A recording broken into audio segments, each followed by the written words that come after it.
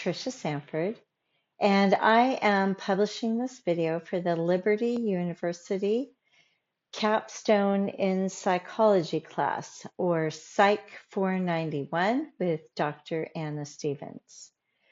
Mary Cuccetti is a licensed clinical social worker with a master's in social work, and that is who I interviewed for this project.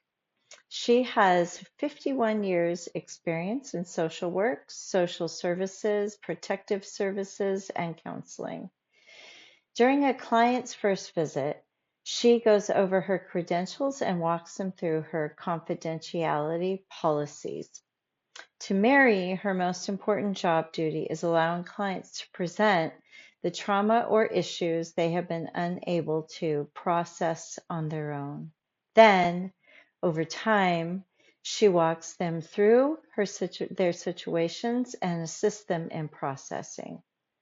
She uses an eclectic mixture of therapeutic approaches. She is committed to establishing rapport and providing a non-judgmental, safe place for all clients to work through their issues. Another part of her position is to diagnose clients.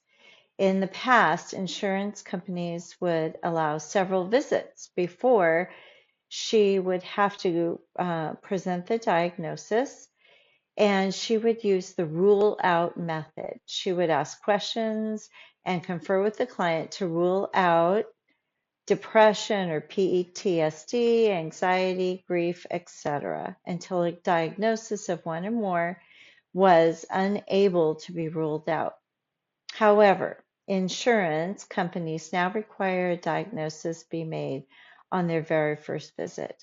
The most rewarding parts of her chosen profession are the internal rewards of seeing broken people begin to grow, heal, and progress into feeling better and stronger and able to face the issues with which they have been dealing.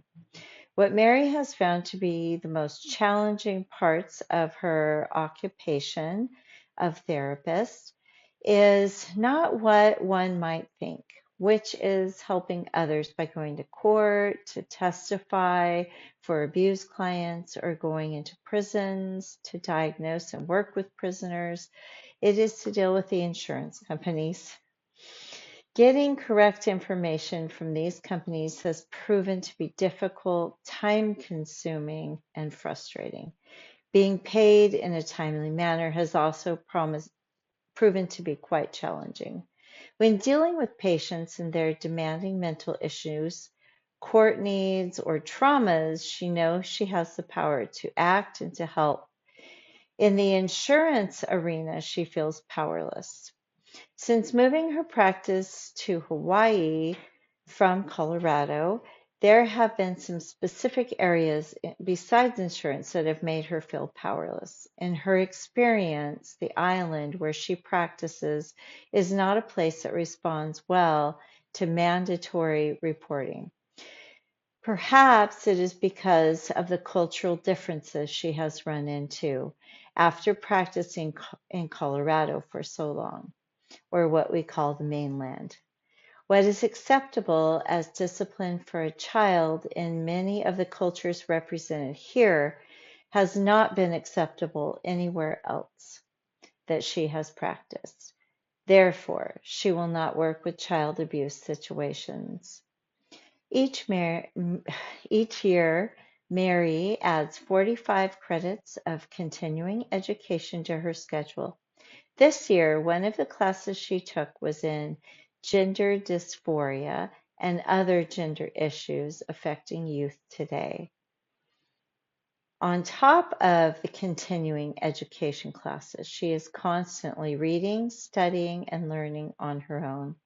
In the past, she has worked in clinics where growth was instigated in team meetings or one-on-one meetings with other therapists. Lastly, anyone who thinks they would like to pursue a career in counseling needs to have a passion for the work, in Mary's opinion. It is not about money. It will not make you rich financially, but will enrich your heart. While speaking with Mary, it became evident to me that social work and counseling is not just a job. It is a deep commitment to others. For one to take on clients, their mental health and emotional health is a heavy responsibility, and one that a therapist cannot take lightly. It is also something a therapist should not absorb personally, but they sometimes do because of the caring and safe environment that they must provide, and because the client and therapist also do evolve sometimes into a deeper relationship as they continue to work together. A therapist must mentally and emotionally keep a separation or distance and know that they have done their best to assist the client in walking and working through any traumas or other issues they were unable to deal with on their own. And that they were able to guide and assist in the client's growth, healing, and moving forward. And if the patient did not grow or heal, then it is for the therapist to know that they did everything in their power, and that's all anyone can do. Thank you.